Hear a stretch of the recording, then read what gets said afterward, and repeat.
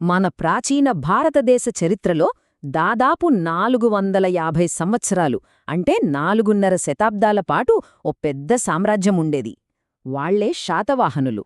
కాని వాళ్ల కథ తెలుసుకోవాలంటే మనకి పెద్ద పెద్ద గ్రంథాలేమీ దొరకవు. మరెలా? వాళ్ల కథంతా ఎక్కడో చెల్లాచెదురుగా పడి ఉన్న రాతి శాసనాల్లోనే దాగి ఉంది. సరే, ఈరోజు మనమేం చేద్దామంటే ఒక రకంగా చారిత్రక డిటెక్టివ్లలా మారి ఆ రాతి ముక్కల్ని ఒక్కొక్కటిగా ఏరి వాళ్ల సామ్రాజ్య కథను ఎలా నిర్మించవచ్చో చూద్దాం.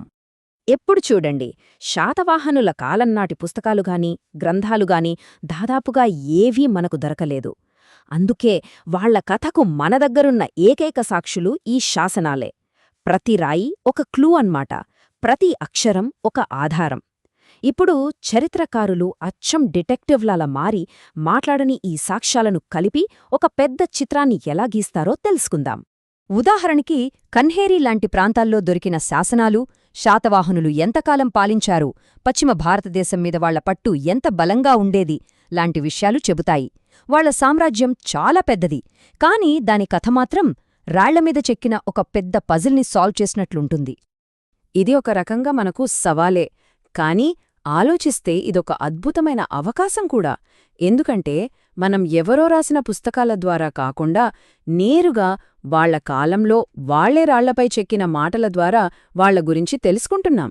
ఇది దాదాపుగా చరిత్రతో మనం నేరుగా మాట్లాడుతున్నట్లే కదా. సరే, మన ఈ పరిశోధనలో మొట్టమొదటి కీలకమైన ఆధారం నానాఘాట్ శాసనం. దీన్ని మొదటి శాతకర్ణి భార్య రాణి నాగానిక వేయించింది. ఇది శాతవాహనులు తమ గురించి తాము ప్రపంచానికి చెప్పుకున్న అధికారిక కథ అన్నమాట. ఈ శాసనం ద్వారా వాళ్లు తమను తాము ఎలా చూపించుకోవాలనుకున్నారో స్పష్టంగా తెలుస్తుంది. శక్తివంతమైన పాలకులుగా, చట్టబద్ధమైన రాజులుగా, దైవభక్తి కలిగిన వాళ్లుగా ప్రపంచానికి పరిచయం చేసుకున్నారు. ఇది వాళ్ల రాజవంశ ప్రతిష్టకు వాళ్లు వేసుకున్న ఒక బలమైన పునాది. ఈ నానాఘాట శాసనంలో అశ్వమేధ, రాజసూయ యాగాల గురించి ప్రత్యేకంగా ప్రస్తావించారు.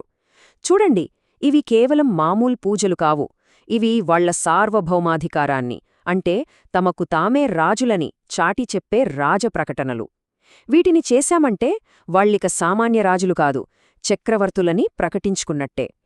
అయితే రాజవంశం చెప్పే కథ ఎప్పుడూ ఒకేలా ఉండదు కదా.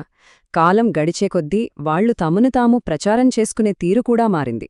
ఇప్పుడు మనం చూడబోయే నాసిక్ శాసనం కథలో మరో కొత్త కోణాన్ని చూపిస్తోంది. ఇది ఒక తల్లి తన కొడుకు గొప్పతనాన్ని కీర్తిస్తూ వేయించిన శాసనం. ఇందులో గౌతమీపుత్ర శాతకర్ణి గురించి ఒక చాలా శక్తివంతమైన, విభిన్నమైన చిత్రం మనకు కనిపిస్తుంది.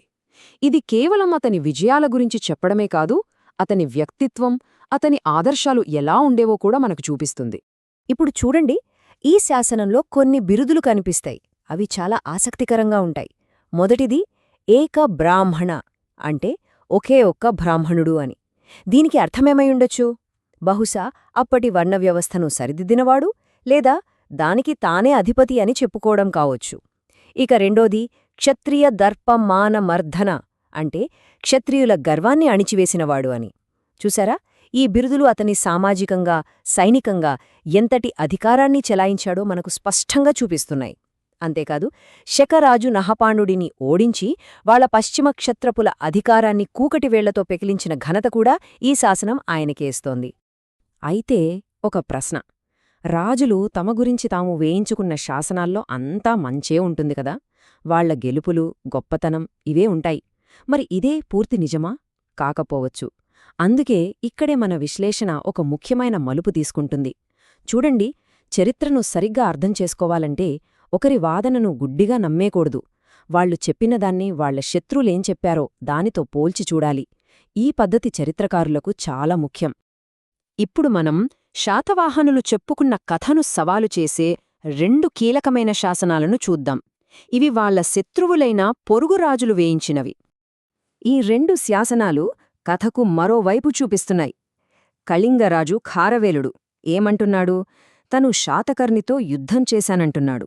అలాగే శకరాజు రుద్రదామనుడు తను శాతవాహన రాజును 2 సార్లు ఓడించానని, కాని బంధుత్వం కారణంగా వదిలేశానని చెప్పుకుంటున్నాడు. అంటే దీన్ని బట్టి మనకేమర్థమవుతోంది? శాతవాహనులు శక్తివంతులే, కాదనలేం. కాని అజేయులు మాత్రం కాదు. వాళ్ల సామ్రాజ్యం నిరంతరం చుట్టూ ఉన్న రాజ్యాలతో గొడవల మధ్యనే నిలబడింది. ప్రతి గొప్ప సామ్రాజ్యానికి ఏదో ఒక రోజు ముగింపు ఉంటుంది. ఇప్పుడు మనం శాతవాహనుల కథలో చివరి అంకానికి సంబంధించిన ఆధారాన్ని చూద్దాం. ఇది వాళ్ల పతనం గురించి ఏమైనా సూచనలిస్తుందేమో పరిశీలిద్దాం. బళ్ళారి దగ్గర దొరికిన మేకధోని శాసనం. ఇప్పటివరకు మనకు దొరికిన శాతవాహనుల శాసనాల్లో ఇదే చివరిదిగా భావిస్తున్నారు. ఇది వాళ్ల కథకు ముగింపు పలకడమే కాదు, వాళ్ల పరిపాలన ఎలా ఉండేవి, వాళ్ల అధికారం నెమ్మదిగా ఎలా బలహీనపడింది అనే దాని గురించి కూడా కొన్ని కీలకమైన క్లూజ్ ఇస్తుంది. ఉదాహరణకి ఈ శాసనంలో గుల్మిక అనే ఒక పదం కనిపిస్తుంది. దీని అర్థం గ్రామ స్థాయిలో ఉండే ఒక అధికారి. చూడండి, ఒక్క చిన్న పదం వాళ్ల పరిపాలనా వ్యవస్థ గురించి ఎంత సమాచారమిస్తుందో. సామ్రాజ్యం పతనమయ్యే చివరి రోజుల్లో కూడా వాళ్ల దగ్గర ఒక పద్ధతైన పరిపాలనా వ్యవస్థ ఉంది. కాని బహుశా కేంద్రంలో రాజు అధికారం తగ్గి ఇలాంటి స్థానిక అధికారుల బలం పెరుగుతోందేమో కూడా ఇది మనకు సూచిస్తోందేమో. సరే, ఇప్పుడు దాకా మనం చూసిన ఈ శాసనాల ముక్కలన్నింటినీ ఒకచోట చేర్చి చూద్దాం. విడివిడిగా ఉన్న ఈ ఆధారాలన్నింటినీ కలిపితే ఒక పూర్తి చారిత్రక చిత్రం ఎలా కనిపిస్తుందో ఇప్పుడు మనం తెలుసుకుందాం. మనం అనుసరించిన పద్ధతి ఇదే. మొదట వాళ్లు తమ గురించి తాము ఏం చెప్పుకున్నారో చూసాం. తరువాత వాళ్ల శత్రువులు ఏం చెప్పారో విన్నాం. ఆ తర్వాత వాళ్ల పతనానికి సంబంధించిన సూచనల కోసం వెతికాం. చూడండి, చరిత్ర అంటే కేవలం నిజాలు తెలుసుకోవడం కాదు. ఆ నిజాలను మనం ఎలా కనుక్కుంటాం అనే ప్రక్రియను అర్థం చేసుకోవడం కూడా చాలా ముఖ్యం. కాబట్టి ఈ రాతి ఫలకాలన్నీ కలిపి శాతవాహనుల గురించి మనకు ఏం చెబుతున్నాయి? వాళ్లది సైనిక శక్తి, మతపరమైన అధికారం, భయంకరమైన శత్రుత్వాలు, చివరికి పతనం, వీటన్నిటితో నిండిన ఒక సంక్లిష్టమైన గాథ.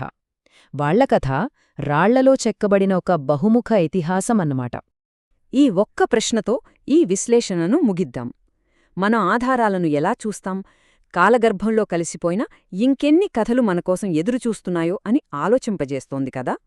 శాతవాహనులలాగే ఇంకా ఎన్నో కథలు బహుశా మనం రోజూ నడిచే దారిలో మన కాళ్ల కింద ఉన్న రాళ్లలోనే నిశ్శబ్దంగా దాగి ఉండి చదవబడటానికి వేచి ఉన్నాయేమో.